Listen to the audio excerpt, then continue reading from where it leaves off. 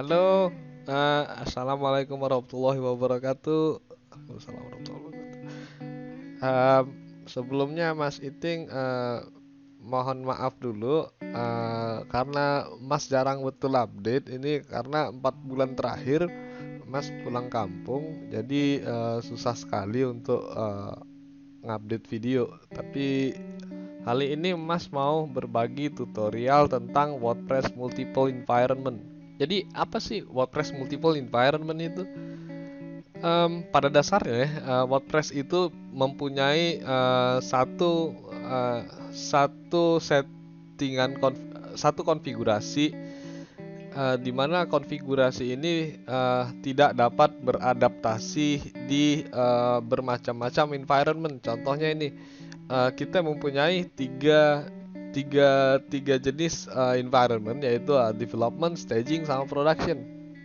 Nah, kalau misalnya yang biasa, yang defaultnya dari WordPress itu, dia ada namanya WP config di situ, di mana kita bakal ganti database user, password di setiap kali kita pindah environment. Contohnya di development mau ke staging, jadi development aku masih pakai misalnya localhost, terus root untuk usernya, dan passwordnya root juga. Nah, otomatis di staging aku nanti bakal ganti itu juga, bakal ganti lagi itu jadi ya misalnya db db user 123 segala macam gitu. Hah, ini sebenarnya tidak proporsional karena di tengah-tengah itu nanti kalau misalnya pakai git deployment itu mesti harus diedit dulu. Jadi kemungkinan untuk pakai deployment deployment itu agak rumit.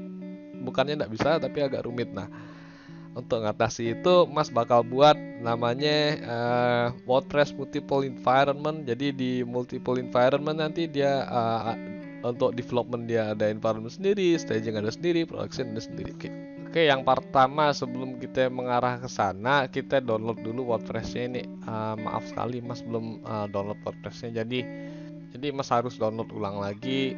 Di samping juga komputer Mas nih baru diinstal ulang. Jadi semuanya masih baru, masih fresh gitu.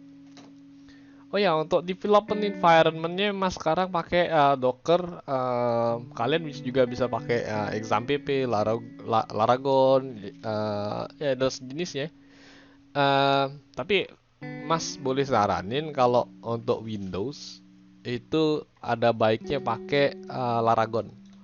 Dia easy simple kali, terus dia ada domain name server juga, jadi lo bisa kayak misalnya kayak gini WordPress test kalau macam, jadi lebih gampang lah untuk develop. Oke, kita udah dapet ini, sekarang kita cut, kita pindah ke sini, sini, paste, kita ekstrak, dan jepret. Oke. Oke, ini kita hapus. Sekarang kita refresh di sini, otomatis ini bakal berubah, seharusnya berubah. Ya. Oke, kita udah diinstalasi WordPress ininya. Kita bisa setting up dulu. Yang pertama, ini kita bakal buat database baru. Oh. Oke, sekarang kita udah ada database-nya, jadi kita bakal pakai ini dulu untuk setting up pertama kalinya. Jadi ini Mas kasih WordPress, username-nya root, ini MySQL, next. Oke, sekarang kita bisa run installations. Dan di sini start WordPress, admin.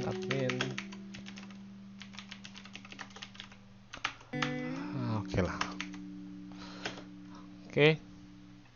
Oke, sekarang kita udah bisa login di WordPress-nya.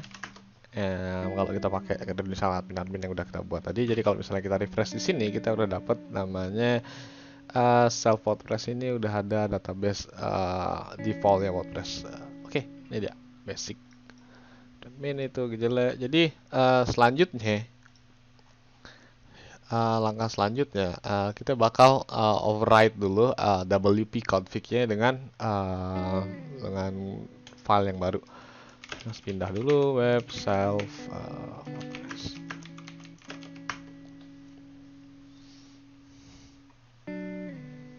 Oke, yang pertama kita bakal pakai WP config ini dulu.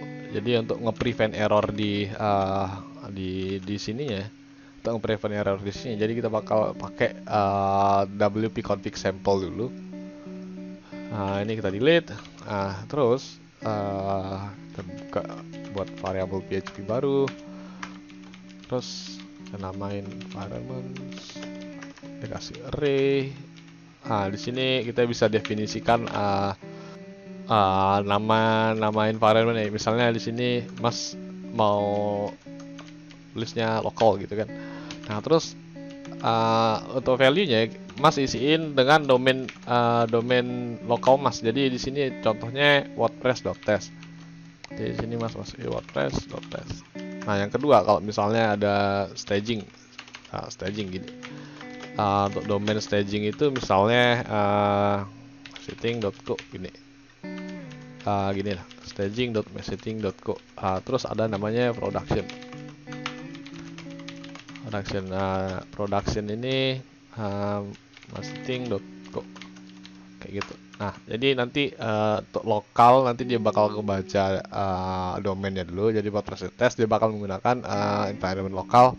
Begitu juga untuk staging dan production. Selanjutnya kita bakal buat variabel hostnya dulu. Host server HTTP host. Jadi ini fungsinya untuk ngetahuin host apa yang sedang digunakan atau sedang diakses user pada saat itu. Contohnya Mas di sini akses WordPress.test otomatis di HTTP hostnya bakal jadi WordPress.test. Sekarang kita looping for each loop environment as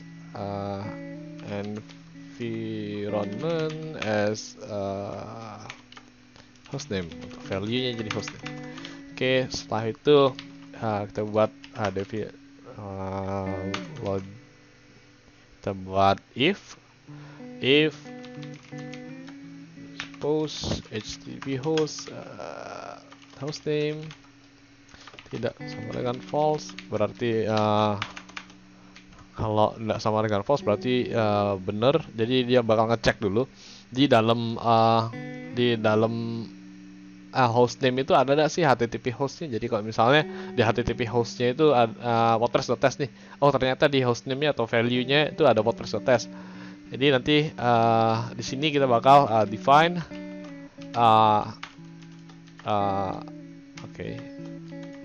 environment as an environment. Environment-nya ini key ya, which is key-nya itu representatif dari local, staging, dan production. Terus kita tutup, kita break. Selanjutnya kita bakal ngasih error handler dulu. Jadi kalau misalnya contoh nih di sini Mas kasih domain, Mas nggak masukin domain misalnya ada .massetting.go. Berarti dia nggak tahu dong mana yang mau bakal dipakai, production, staging atau lokal, karena itu nggak terdaftar di environment ya. Jadi kita bakal buat error handlernya dulu. Jadi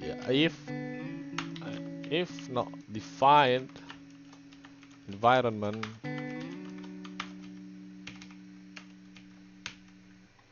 it's so hard.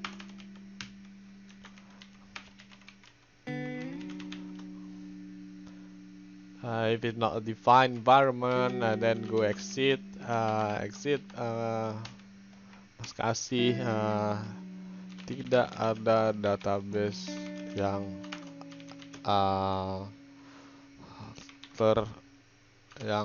di set pada hostname ini. Ini untuk jadi Mas kasih komen aja di sini ya kalau environment tidak ditemukan. Selanjutnya, nah ini yang kedua nih. Jadi kita bakal buat eh, kita bakal buat folder namanya wp-config. wp-config ini nanti isinya settingan konfigurasi dari wp-config yang ini. Tapi kita bakal masukin kode ini di wp-config sesuai dengan environmentnya tadi. Jadi kalau misalnya local, ada staging, ada production, jadi itu nanti ada wp database segala macam. Ini untuk konfigurasi database doang. Jadi masukin namanya wp-config, and kita buat namanya jadi apa ya, wpdb misalnya local.php, terus ada juga staging sama production. Oke. Ini kita tinggalin dulu, nanti dulu kita itunya. Jadi di sini kita buat wp db config equals to wp config slash wp db terus environment ini variabel definisi yang udah kita buat di atas, terus kita kasih ekstensinya .php. Terus config, kita bakal ngambil config, nanti kita bakal buat file config ya, wp config slash config.php. Oke. Ada baiknya kita buat config-nya dulu ya. Jadi pada dasarnya config.php ini dia lebih ke hal-hal yang opsional yang harus dilakukan di wp config. Jadi kalau misalnya kita mau disable wp cron, biasanya ditaruh di sini atau ya di mana, kita bisa naruhnya di sini, global di sini. Tapi di sini karena Mas nggak mau nganu apa-apa dulu, jadi Mas kosongkan aja di sini. Setelah itu kita udah dapet config-nya, wp config.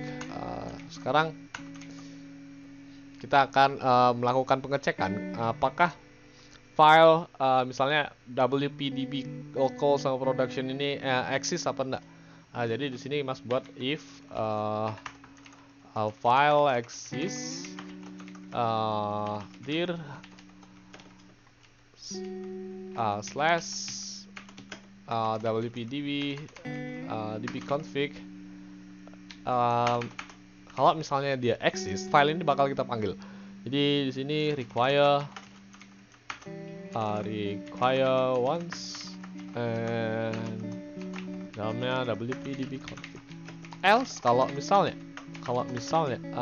konfigurasi itu tidak ada, kita bakal tutup atau kita bakal kasih error tidak ada database tidak ada konfigurasi database ditemukan untuk hostname ini. Oke. Error handler udah kita buat. Sekarang kita bakal masukin config-nya juga. Di sini require once config. Config. Ini Mas kasih komen, jadi sini namanya error handling kalau dbconfig tidak ditemukan. Kayak config, habis itu di sini juga kita membutuhkan wp setting .php. Jadi ini untuk include WordPress variable. Ini perlu kita masukkan dalam situ. If not define abs path, kalau misalnya dia tidak nemuin abs path-nya, dia bakal define abs path dengan dir name file ini. Oke. Terus slash gini ya. Oke. Oke, good. Setelah itu kita panggil WP settings. Absolute path WP settings.php.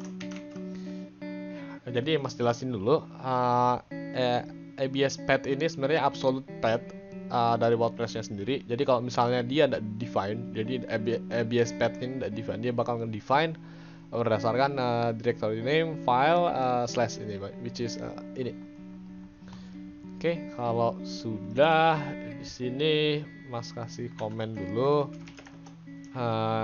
absolute path ke WordPress directory. Okay.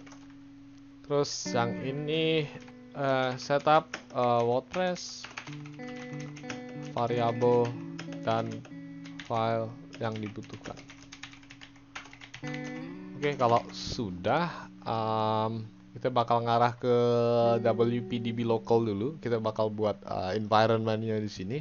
Untuk itu kita bisa define semua yang ada di WP config. Jadi di WP config di sini. Jadi ini ada define, shell host segala macam, ini kita copy aja ya. Kita copy, kita pindahkan ke local sini. Config sini maaf. Nah, karena config ini global settingan, jadi kita tidak bakal naruh salt key-nya di sini. Jadi salt key nanti bakal ada di WPDB local juga. Kita balik lagi ke sini, terus ini kita buka. Jadi kalau misalnya mau nambahin salt key, copy, kita taruh di bawahnya ini. Oke. Kalau sudah, kita juga kasih prefix tabelnya kalau misalnya mau diubah atau segala macam. WP terus kita define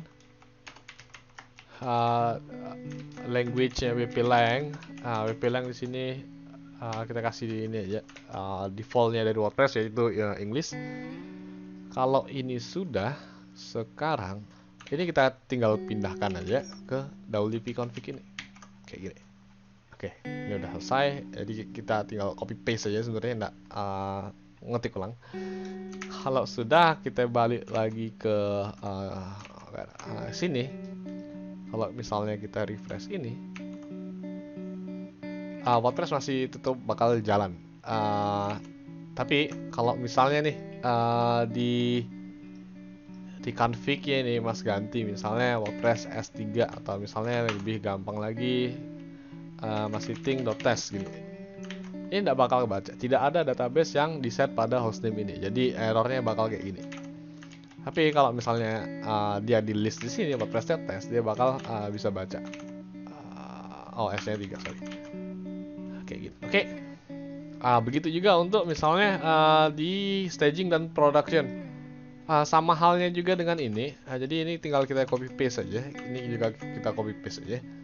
Nah, karena mereka mempunyai ini yang sama, nanti saltnya ini bisa kita ubah dengan production dan stagingnya masing-masing. Nah, untuk yang production dan staging ini, dia sebenarnya sama kayak local, cuman yang bedanya doang nanti di DB-nya di define ini. Jadi nanti kan di production dia ada database-nya sendiri, terus di staging juga ada database sendiri, dan nggak mungkin juga di production dan staging bakal menggunakan credential dari local gitu, enggak kan? Nah, maka dari itu kita pakai ini biar istilahnya kita nggak perlu ganti-ganti lagi environment-nya. Oke, sekian dari Mas Iting. Kalau misalnya ada pertanyaan soal WordPress, bisa komen di bawah. Kalau misalnya ada error atau segala macam, nanti kalian bisa contohkan yang Mas buat ini nanti Mas bakal taruh ini di GitHub Mas. Kalian bisa cek nanti kalau misalnya ada kesalahan atau segala macam yang error lah, kalian bisa contohin di situ. Oke, sekian dari Mas Iting. Assalamualaikum warahmatullahi wabarakatuh.